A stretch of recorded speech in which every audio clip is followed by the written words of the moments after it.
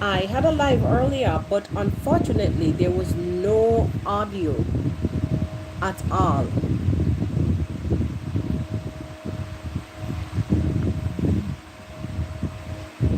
So guys, I am going to make a second attempt at the live and let us chat again. The topic was real juicy, real interested. We are going today into Nyabohanse once again. We are doing the Nyabohanse Chronicles. So guys, we saw Rocio went out of the villa, had a wonderful time with Paris, and we saw how elated Rocio was to have gone out and get a breath of fresh air. My question is, how many of you guys have ever find yourselves into a situation where find yourself, let me just see something. How many of you guys ever find yourself in a situation whereby you are in a different country altogether and it's like you're not adjusting, or you're adjusting, but it still is taking a toll on you? How many? So guys, I've traveled to Costa Rica, I've traveled to America, I've also traveled to St. Kitts and Nevis, I've lived in the British Virgin Islands, I've lived in Antigua and Barbuda. I also went to Panama, I've went to the Dominican Republic, so on and so forth. And it took a little time in some cases for me to get used to the food. Let me tell you, when I went to Costa Rica, for me, Costa Rica was the hardest. It was like rice and beans. And oh my God, rice and beans. Look, I'm coming from Jamaica where we eat chicken, we eat fish. It's not that Costa Rica don't have chicken and fish and so on and so forth, but their diets are, their cuisines, it's just different.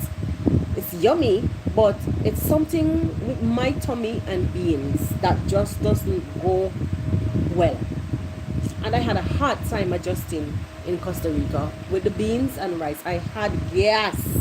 I had stomach upset. Like at one point I was at Marriott's, right, and there was an earthquake. And let me give you a joke, guys. I was in the toilet and there was an earthquake, and I was having a difficult time in the toilet. And as I hung my head over the bowl to yoke, because my stomach was just upset, the place started trembling, right? And I was halfway. I wanted to go, I wanted to yoke, but I wanted to run. So I was trapped between yoking and running. Oh my God. Like, I could laugh now because it's, Costa Rica has a lot of volcanoes on the sea, so on and so forth. So they're prone to a lot of earthquakes. Guys, because of the upset stomach from the beans, and the diet was just different.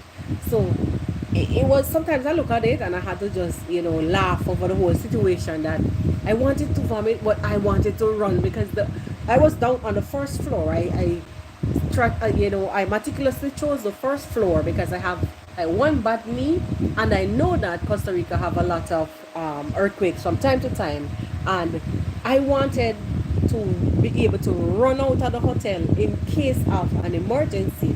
But let me tell you, I was listening to people running from above me, the way how I was feeling so sick from eating the beans and the rice in Costa Rica.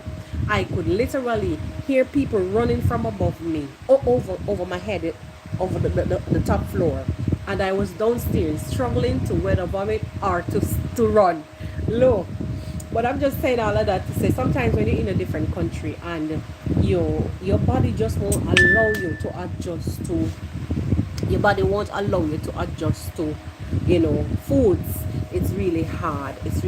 So I'm talking about Marwa's now girlfriend. Marwa, the Kenyan blogger out of Nyabohanse. He's now dating um, singer from what you call this country? Lord have mercy. she's Spanish, and her name is Rocio, and she's now with Marwa. And unfortunately, she was saying on a video yesterday that it's hard sometimes from a different country, Argentina. She's from Argentina. Suddenly I get lost for words. She's from Argentina. She was just saying that it's hard sometimes to be eating the same food. Like, she's in Kenya now, has been in Kenya with her boyfriend Marwa, the vlogger, for a while, and it's hard. She was saying it's hard to be eating ugali so constantly, and it's just not what she's used to. So she got the chance, get out the house. She went to a neighboring town and she had pizza. She was just feeling herself, and I am really happy for her to be able to go out a little bit away from Marwa's villa and Villa Medellin, and to be able to go out to the neighboring town and in Meguri, and be able to have pizza and do all the things that she normally does. Because I understand completely, like, you're in a place and you're feeling like a prisoner based on the fact that your culture is completely different from theirs. So those of you who are joining now, you're listening to the Real Things podcast. I am actually talking about the Kenyan content creator Marwa. The first live got off to a shaky start because I thought there was audio, but unfortunately there was none. So I'm just here trying to catch up back on where we left off. So we're talking about Nyabohanseans. Nyabohanse is a village in East Kenya, and we're talking about the content creators, the YouTuber. Nyabohanse right now is one of the most famous villages in Africa. Reason being is that Nyabohanse has so much YouTubers concentrated in one place. So my niche is follow these creators. We talk about them and positively, right? That's what we do here.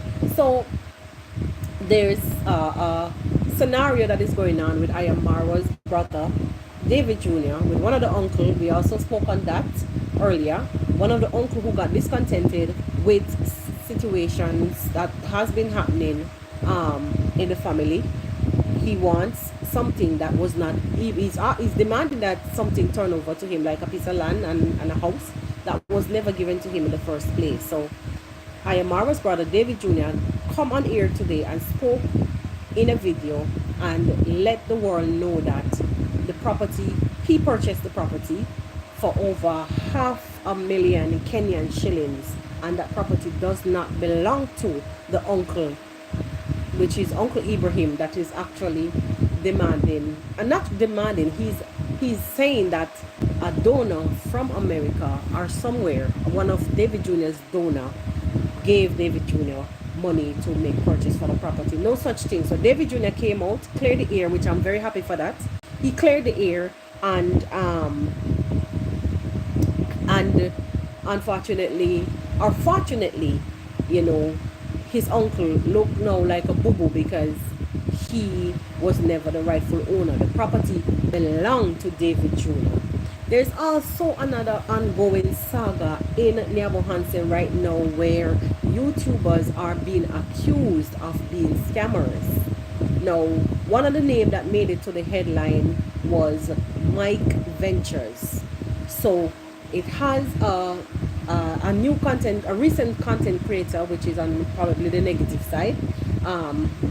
Maybe not. His name is Nirobi Teacher. He's saying now, since yesterday, I've seen 2 videos. Between yesterday and today, I've seen 2 videos where Mike Ventures, the Kenyan Nyabohansean YouTuber, is now being attacked, saying is attacked by Nirobi Teacher that he's been scamming people out of the US and overaged people, like age 60, and they're women, so on and so forth. Now these people will look on YouTube, choose villages, from what I'm assessing, choose villages in Africa and choose whichever village or family or whoever that they want to assist in making their lives better. But what they're doing, and I think that they're doing this wrong, is these donors. I think they're doing this wrong by randomly selecting somebody who is out there already in the limelight, not having much time for themselves because they're busy creating content, and this is like conflict of interest. Yes, it's good to choose a public figure sometimes, but these content creators or bloggers, when you look at their videos and you assume that they're of this like they're this person, you're already assessing them, like summarizing them in your head as if you know these people. You don't know these people. So when you sit in your homes, watch them on your TV, and then you take your money, you choose them, you take your money and you send it to Africa and you give them to do projects, you're not doing, I don't think you're doing it right. I think before you get into these kind of actions, you need to have a method, have a sensible method before you take your money and send. Because what is happening, and what I've been seeing happening for the past maybe 4 or 5 months now, is that a lot of the Kenyan YouTubers are being accused, the ones that does charity are being accused of scamming people, like taking money for projects and not completing the projects, or not completing the projects at, are doing the projects halfway. So Mike Ventures is now been accused by Nirobi teacher that Mike Ventures, the Kenyan content creator that lives in Nyabohanse, Kenya, East Africa, that he's a scammer and he has scammed 2 American women. Came forward allegedly by Nirobi teacher that 2 American women, one, I listened to the video last night, I fell asleep somehow, and he's accusing Mike Ventures of actually scamming these women out of the projects, the monies that they sent to Mike Ventures for the projects. Now, I saw Mike Ventures responded to Nirobi teacher's video, and responded and let us he showed us, he walked through the house and showed us that the project is finished, except $100 that he has remaining, that she sent, this donor sent to him to put mosquito or insect screens in the windows. He allegedly, my ventures is stating that he still has that money, but the rest of the project is completed, which is a 3-bedroom house. The house looks beautiful, honestly. But guys, what I don't really follow Mike Ventures fully and watch his projects. I follow him up altogether. Every now and then he might pop up on my timeline, but from what I've seen, Mike Ventures has been sick for a while, and I saw him in a video that he said he did a surgery and to one of his eyes, because the eye is bleeding, or either it's bleeding internally or it's seeping internally, something of the fact, and he went and did a surgery. So he was sick, and he took off his vest and his jacket, and he was showing where he's taking that thing that they put on your arm when you're supposed to be doing taking fluids and so on and so forth. So he came out and he showed all of that, and I think to me, Nirobi teacher is doing a blunder. I think that he needs to be careful. Nirobi teacher, just be careful when you're taking these information from these people about scam and coming out to the public and saying that people is scamming people. I think it's a big blunder. Do your research first, my brother. Please do your research, because I don't really want to stay where I am and hear that they can't find you. Because when you tarnish people's name, people will come at you seriously. This is a real world. Not because we're all here on the space of YouTube and we're doing what we're doing and we can be keyboard warriors or camera warriors. People will find you, because remember that you visit these places from time to time, and they visit your place from time to time. So be careful, my brother. I don't really want for you to get, dismantled by nobody or disassembled. Not a threat, but I'm just telling you. I'm telling you, a friendly advice, be careful. And what I'm seeing is like the struggle for content is real, and the struggle for this one being the smartest one in the class is real. So don't come out here trying to be the superhero with the alter ego, and you're saying on camera that these people contacting you, these people are emailing you. People can do anything that they want to get back at anybody. I'm not taking up for this guy, but I'm saying that this guy, Mike Ventures, can be a crook as well as he might not be. I've seen where he came out saying that he was sick and he had issues and he did surgery, so on and so forth. That to me can make him not communicate with these people. And when you are doing something, once you take somebody's money, you are to be held accountable once you clarify yourself. So you need to come out, clarify what you do with the money, because transparency is key. When it comes to money and monetary handlings, transparency is key. I don't know, this thing is so dark. Yeah, transparency is key. So if you're gonna take money, if you're gonna do projects, please, if you're doing charity, please, if you're sending money to do charity to these people, these content creators in Africa, I beckon that you do it the right way. I beckon that you do it in a way where people can be held people are held accountable, people are accountable, and that we don't have these things. Because you know what I'm seeing that is going to be happening. I'm seeing where very soon that little village of Nyabohanse is going to be limited in so many ways. I hope you guys are hearing me clearly. That little village of Nyabohanse is going to be so limited in terms of what they are going to be able to do, in terms of what they're going to be able to do on the streets of YouTube. I think there's going to become a time when they're going to cut off. The government is going to step in, because this is giving Kenya a very bad name. And I'm thinking the Prime Minister, the Premier, whatever it is of Kenya, I don't know. I think that he's watching. I know that some of the YouTubers were summoned by the area chief last week. And I think that you guys very soon are going to be limited with what it is that you're doing in Nyabohanse based on what is happening now. So if you're going to take up your money and send to Kenya to do charity, stop. Just take your money and send without dealing or taking the necessary measures for accountability.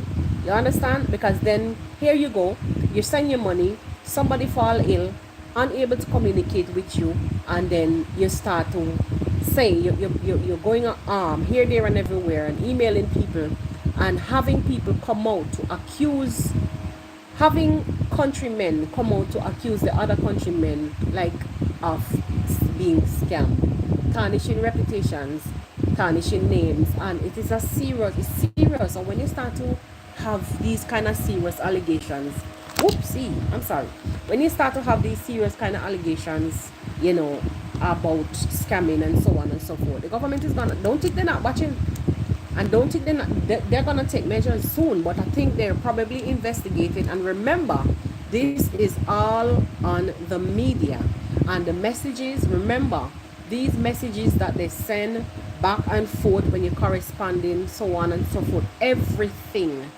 is all there. That electronic footprint that you leave, it's gonna be there, and it is going to tell on you. So guys, stop taking monies if you know you cannot do the projects, if you cannot complete them. It is good because it helps in some way, in so many ways, to generate revenue in the community. It helps to build the community because people, you have construction workers, you have painters, you have electricians within each community, and it brings, these monies brings jobs to the people that only would probably farm a little maize, or would have to go miles in Nairobi for work, so on and so forth, or in Tanzania, neighboring.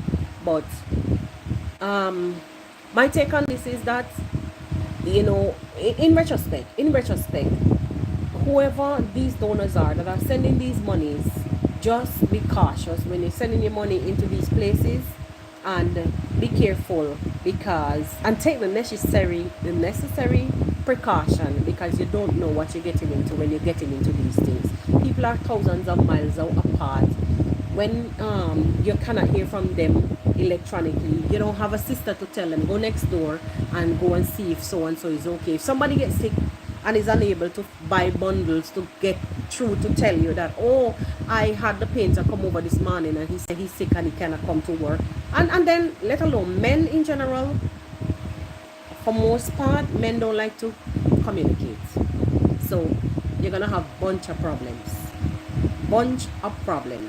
Anyway, guys, in closing, I just want to say it was fun being here, and take away from this, Nyabohanse is a beautiful little village in Kenya that, you know, it brings great joy, great pleasure to sit and watch real village life. It really brings great pleasure for me to see these things in real time. Yes, I was brought up in a village in Jamaica, so I understand some of what the village life might be like, but I love to see growth. I love to see progress. I love to see the reality side of life from a distance. I'm here hundreds of miles and I'm watching Nyabohanse in Kenya in real time, because people take up the camera and they come. So guys, I'm saying all of that to say, don't destroy this. Don't take away all of this from us, because the world is watching. So just be good, be clear, and be honest. Moreover, when you're taking people's money to do projects, charity work, be honest, be clear, and remember, the world is watching. All right, so I'm gonna end this live. I just wanted to come back and say what I was saying, because I had a few comments on the live and I couldn't see them, and I know that people were watching, so they're probably wondering what the hell went wrong and where's the video gone, if they wanted to replay. So I had to come back and just say what I was saying before, when there was no audio. Anyway, guys, you know, in closing, as I was saying earlier, don't tarnish your own brothers. To the Nyabohansians, this is just my plea to you. Don't tarnish your own brothers. The reactors that are reacting negatively, so negative. It is bitter, pure bitterness. Like when we on the outside sit and watch you guys, it looks very bad. It looks bad, and you guys need to, you know, take a mirror and take a self-check before you come on the internet and talking about when people used to sleep with cows and now they're this and that. Nothing is wrong with that. It is growth. That is what makes life. You start from the bottom up. That's how people don't just born up there in the sky unless your parents or your foreparents were rich. The whole story is that everybody had to start from somewhere at some point. So don't come on the internet, to all my Nyabohansians. Don't come on the internet and tarnish your own brothers, people that you grow up together with. When you come on here and you plaster IMRO and family and you speak bad of them, it really makes Africa look bad. Honestly, it makes it look like Africans cannot get it together and they hate each other so much. Stop it. I know negativity sells. But in this case, this is how we say you're selling out your brother. You're selling out your own brothers. And I don't want to say these are some of the reasons maybe why, you know, back then some of these countries were colonized. Sorry for saying it, but it's the truth. It is the truth. It's just because you guys can simply just not getting it together. Stop and work together. Find unity when possible, because all I'm seeing right now is just separation, tarnish, just what you call it, degradation, straight up. Stop. It does not look good in the eyes of the world, you know what I'm saying? So, and everywhere you go, it's like every corner that you go. I'm talking about Nyabohanse Kenya, because we follow the YouTubers in Kenya, and even though drama sells like crazy, sometimes it's not okay. It's not okay to be so dramatic. You know what I'm saying? It doesn't look good in the eyes of the world. It doesn't. Even though you're not gonna expect that it's gonna be a bed of roses every day, it's not. That doesn't make it life. You have to have ups and downs. But the way how you guys going after each other, boy, it's like complete. It's like how you would call it now, a complete tear down.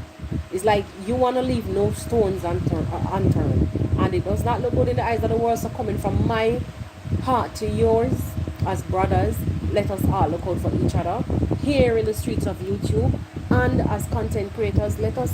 It's like everybody can agree.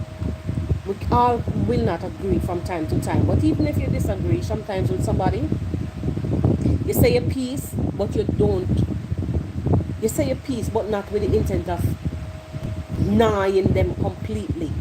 Like you ever see a pit bull when they go to kill, or a lion, and when they go to kill and devour, that is what you guys are doing to each other. It doesn't look good. It does not look good. So we're going to come back again and check up on each other, and you guys continue to give us great content out of Nyabohanse, because we do enjoy it. We do enjoy it. We do enjoy it. Because if the world was not enjoying it, you guys wouldn't be getting so much followers. Continue to do what you guys do, and being villagers, but not the ones them who literally want to devour each other. I have to say what I have to say. This is what the podcast is about, is to speak the truth, talk about real things and about real people. That's what the Real Things podcast is. So guys, we're going to come back the next time on another video, and let me know how you think, what your thoughts are with regards to this whole situation with the guys in Kenya, in Nyabohanse, and the accusers who are accusing others and tearing each other down. Let me know what your thoughts are on this whole situation, and we will come back again with another video or another live on the whole situation in Nyabohanse as the Nyabohanse Chronicles continue. You guys do enjoy your weekend, and from me here at the Real Things Podcast, I'll see you guys on another one. Peace.